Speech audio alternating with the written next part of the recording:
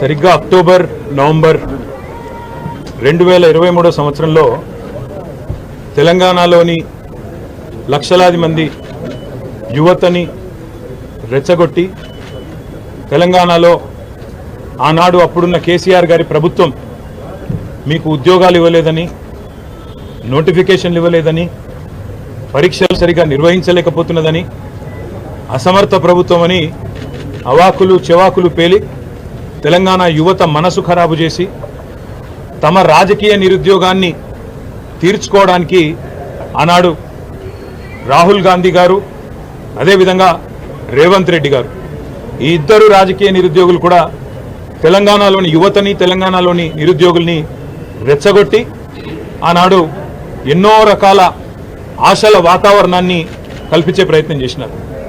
పుంకాను పుంకాలుగా పేజీలకు పేజీల నిండా మేము రాగానే 2 లక్షల ఉద్యోగాలు మొదటి సంవత్సరంలోనే మేము నింపుతాము, ప్రభుత్వ ఉద్యోగాలు 2 లక్షల కొలువులు ఇస్తామని చెప్పి పత్రికల్లో full page ads, job calendar అని చెప్పి తేదీలతో సహా ఏ పోస్టుకు ఏ రోజు మేము నోటిఫికేషన్ ఇస్తామని చెప్పి మొత్తం జాబ్ క్యాలెండర్నే నమ్మదగే విధంగా నమ్మబలుకుతూ పుంకాను పుంకాలుగా ఫుల్ పేజ్ యాడ్స్ ఇచ్చినారు.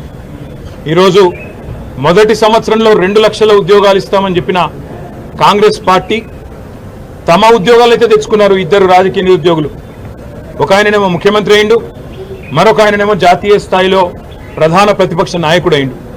కానీ తెలంగాణలో ఇస్తానన్న 2 లక్షల ఉద్యోగాలు మాత్రం ఇంతవరకు అతి లేదు, గతి లేదు. ముఖ్యంగా ఒక్క నోటిఫికేషన్ కూడా ఈరోజు వరకు 7 నెలల్లో ప్రభుత్వం ఇవ్వలేదు.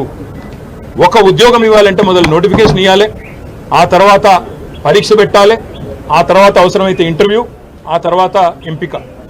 కానీ ఈరోజు వరకు ఈ కొత్త ప్రభుత్వం వచ్చిన తర్వాత, కాంగ్రెస్ ప్రభుత్వం వచ్చిన తర్వాత ఒక్కటంటే ఒక్క నోటిఫికేషన్ కానీ, ఒక్కటంటే ఒక జాబ్ కానీ ఇయ్యని మాట వాస్తవం.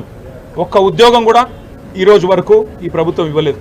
ఇవాళ అశోక్ నగర్లో, దిల్సుఖ్ నగర్లో, అదేవిధంగా ఉస్మానియా యూనివర్సిటీలో పిల్లలు అడుగుతున్నది ఏంది? మీరు చెప్పిన మాటనే కదా, 2 లక్షల ఉద్యోగాల సంగతి ఏంది అని అడుగుతున్నారు. ఒక్క నోటిఫికేషన్ ఎందుకు ఇవ్వలేదని అడుగుతున్నారు. జాబ్ క్యాలెండర్ ఏమైంది అని అడుగుతున్నారు. గ్రూప్ 2, గ్రూప్ 3లో పోస్టులు పెంచుతామన్నారు, దాని సంగతి ఏంది అని అడుగుతున్నారు. మెగా డిఎస్సి అన్నారు కదా మీరు మొదటి క్యాబినెట్లోనే, ఏమైంది మెగా డిఎస్సి? మీరే చెప్తారు కదా 21,000 ఉద్యోగాలు, 50,000 ఉద్యోగాలని, ఏవి మరి డిఎస్సిలోని ఆ ఉద్యోగాలని చెప్పి పిల్లలు అడుగుతుంటే వారి మీద ఈరోజు మీరు మాట్లాడుతున్న విధానం, ఒక ముఖ్యమంత్రి స్థాయిలో ఉండి ఇంత దౌర్భాగ్యంగా, ఇంత దివాలాకోరుతనంతో మాట్లాడిన మొట్టమొదటి ముఖ్యమంత్రి రేవంత్ రెడ్డి. ఎంత నిర్లక్ష్యంగా, నిర్లజ్జగా, అసలు మోతీలాల్ అంటే ఆయనే ఉద్యోగాలే రాస్తలేడు, ఆయన కూడా నిరాహార దీక్ష చేస్తున్నాడని చెప్పి ఇవాళ మోతీలాల్ అనే తమ్ముడిని అవమానించే విధంగా, గ్రూప్స్కు ప్రిపేర్ అవుతున్న తమ్ముడిని అవమానించే విధంగా మాట్లాడడం. ఎవరినైతే ఏ కోచింగ్ సెంటర్లను ఆలంబనగా చేసుకొని అశోక్ నగర్కి నువ్వు మీ రాహుల్ గాంధీ పోయి 2 ఉద్యోగాలు సంపాదించుకున్నారో, ఇవాళ అక్కడ కోచింగ్ సెంటర్లు నడుపుతున్న యువతని, అశోక్ కావచ్చు, రియాజ్ కావచ్చు, మరొకరు కావచ్చు, ఆ కోచింగ్ సెంటర్ల నిర్వాహకులందరినీ అవమానించే విధంగా 150 కోట్లు, 100 కోట్లు సంపాదించడానికి పరీక్షల పోస్ట్ పోన్మెంట్ అడుగుతున్నారు. వాళ్ళ కోసం, వాళ్ళ స్వలాభం కోసం పాకులాడుతున్నారని చెప్పి వాళ్ళను అవమానించే విధంగా మాట్లాడడం. అందుకే ఇవాళ తెలంగాణ యువత బగ్గుమంటున్నది. ఎన్నో ఆశలతో కాంగ్రెస్ ప్రభుత్వం 2 లక్షల ఉద్యోగాలు మొదటి సంవత్సరంలో ఇస్తుందని చెప్పి ఏ యువతనైతే మమ్మల్ని దించి మిమ్మల్ని గద్దెనెక్కించిందో ఈరోజు అదే యువత నిన్ను ప్రశ్నిస్తున్నది. రేవంత్ రెడ్డికి అందుకే చెప్తా ఉన్నాం, 7 నెలలు అయిపోయింది, 8వ నెలలో నీ ప్రభుత్వం అడుగుపెట్టింది. ఈ 8 నెలల్లో ఒక్క నోటిఫికేషన్ ఇవ్వలేదు. మరి మిగతా 4 నెలల్లో ఎట్లా ఇస్తావు 2 లక్షల ఉద్యోగాలకు నోటిఫికేషన్లు? ఎట్లా ఇస్తావు 2 లక్షల ఉద్యోగాలు? జవాబు చెప్పాలని చెప్పి నేను రేవంత్ రెడ్డి గారిని డిమాండ్ చేస్తా ఉన్నా. మిమ్మల్ని వదిలిపెట్టాం, శాసనసభలో నిలదీస్తాం, క్షేత్రంలో నిలదీస్తాం. ఏ పిల్లలనైతే నువ్వు మోసం చేసినావో ఆ పిల్లలకు మేము అండగా ఉంటాం. తప్పకుండా ఆ పిల్లలతో ఐక్యంగా కొట్లాడతాం.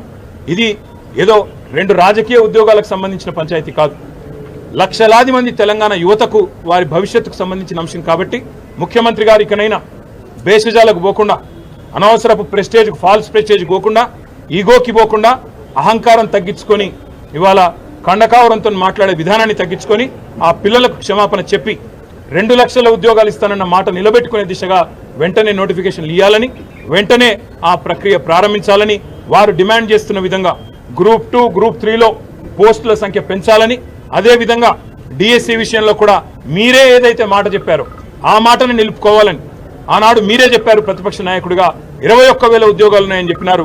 అవి కూడా వెంటనే నోటిఫై చేయాలని, అదేవిధంగా గ్రూప్ 1లో కూడా 1:100 నిష్పత్తిలో పిలవాలని మేం పెట్టిన డిమాండ్ కాదు. మీ పార్టీ తరఫున ఆనాడు బట్టి విక్రమార్క గారు నిండు శాసనసభలో పార్టీ ప్రతినిధిగా చేసిన, ఫ్లోర్ లీడర్గా చేసిన డిమాండ్, దాన్ని కూడా నిలుపుకోవాలని చెప్పి తెలంగాణ యువత తరఫున, తెలంగాణ పిల్లల తరఫున ఈ ప్రభుత్వాన్ని, ముఖ్యంగా రేవంత్ రెడ్డి గారిని, తెలంగాణ యువతకు నిన్న మాట్లాడిన దిక్కుమాలిన మాటలకు క్షమాపణ కూడా చెప్పాలని చెప్పి కూడా డిమాండ్ చేస్తూ, సంవత్సరంలో 2 లక్షల ఉద్యోగాలు ఇచ్చే విషయంలో రాబోయే శాసనసభ సమావేశాల్లో కూడా తప్పకుండా చర్చకు పట్టుబడతాం. ప్రభుత్వాన్ని శ్వేతపత్రం ప్రచురించమని డిమాండ్ చేస్తాం. అదేవిధంగా ఒకవేళ వారు కనుక ఒప్పుకోకపోతే తప్పకుండా వాయిదా తీర్మానం ఇచ్చైనా సరే సభను స్తంభింపజేయడానికి కూడా వెనుకాడమని చెప్పి కూడా హెచ్చరిస్తా ఉన్నాం. ఆ రాజకీయ శక్తుల పేర్లు రాహుల్ గాంధీ, రేవంత్ రెడ్డి. అక్టోబర్ నవంబర్లో ఇప్పుడు రేవంత్ రెడ్డి మాట్లాడుతున్నాడు, బక్కా జడ్సన్ గారు దీక్ష చేస్తే ఏ ఉద్యోగ కోసం ఆయన దీక్ష చేస్తున్నాడు అన్నాడు.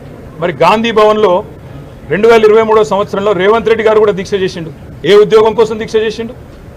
ఏ పరీక్ష రాస్తున్నాడు రేవంత్ రెడ్డి అని చెప్పి దీక్ష చేసిండు? ఏ పరీక్ష రాస్తున్నాడు అని చెప్పి మరి ఈరోజు రాహుల్ గాంధీ అశోక్ నగర్కి వచ్చిండు. ఇవాళ అశోక్ నగర్లో ఉండే సన్నాసులని మాట్లాడుతున్నాడు.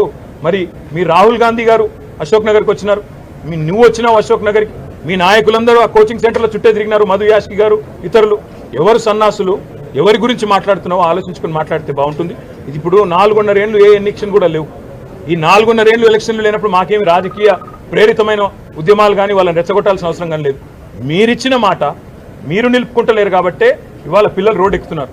అర్ధరాత్రి నిన్న 4 దాకా పిల్లలు అశోక్ నగర్లో, దిల్సుఖ్ నగర్లో ఆందోళన చేసిన మాట వాస్తవం కాదా? ఉస్మానియాలో వాళ్ళని వాళ్ళ గొడ్లను ఈడ్చుకపోతూ ఇవాళ అరెస్టులు చేస్తున్న మాట వాస్తవం కాదా? 6 నెలల లోపలనే ప్రజాపాలన అంటే ఎమర్జెన్సీని తలపించే విధంగా ఇవాళ పిల్లలు బాధపడుతున్న మాట వాస్తవం కాదా? వాటికి సమాధానం చెప్పే సత్తా లేక ఇవాళ నోటికొచ్చినట్టు వాగడం కాదు ముఖ్యమంత్రి గారు. ఇంకా ప్రతిపక్షంలో ఉన్నట్టుగానే మాట్లాడుతున్నాడు రేవంత్ రెడ్డి. ఒక ముఖ్యమంత్రిగా గౌరవంగా తెలంగాణ పిల్లల గురించి మాట్లాడితే ఆయనకు మంచిది, అందరికీ మంచిది, రాష్ట్రానికి సరే. రేవంత్ రెడ్డి గారి గురించి ఎంత తక్కువ మాడితే అంత మంచిది. మేము అనేది ఏమంటే రేవంత్ రెడ్డికి సత్తా ఉంటే, నీ ప్రభుత్వానికి నిజాయితీ ఉంటే, చిత్తశుద్ధి ఉంటే, నువ్వు అంటావు కదా మాట్లాడితే శ్వేతపత్రం అని ప్రచురించి శ్వేతపత్రం. ఎన్ని నోటిఫికేషన్లు ఇచ్చినావు తెలంగాణ వచ్చినాక? ఎన్ని ఉద్యోగాలు భర్తీ చేసినావు? నువ్వు చెప్పిన 2 లక్షల ఉద్యోగాలు, నువ్వు చెప్పిన జాబ్ క్యాలెండర్లో ఎన్ని మాటలు నిలబెట్టుకున్నావు? స్పష్టంగా ఒక శ్వేతపత్రం ప్రచురించి మీరు చెప్పాలని చెప్పి నేను డిమాండ్ చేస్తాను. Thank you.